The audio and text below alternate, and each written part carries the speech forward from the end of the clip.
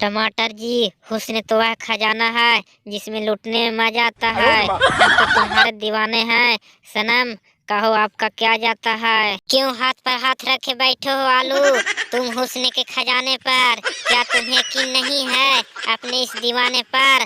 तुम भी प्यार करो। प्यार क्या करूं टमाटर, तुम पर तो कटहल का दिल अटल है। मेरा तो दिल तुम पर से हटल है। आलू जी, टमाटर सिर्फ मेरी है, मैं तो उससे प्यार करता हूँ। मेरा दिल उसी पर अटल है। कटहल जी, काला चुनरी काला जुल्फे काला रंग कढ़ाई का, खत अभी नहीं खोलो, वक्त है पढ़ाई का। मुझे एक्सपीरियंस है टमाटर जी खत खोलने का। तुम चिंता नहीं करो, तुम लिखो अपना खत पिया का, मुझे वक्त है अभी पढ़ाई का।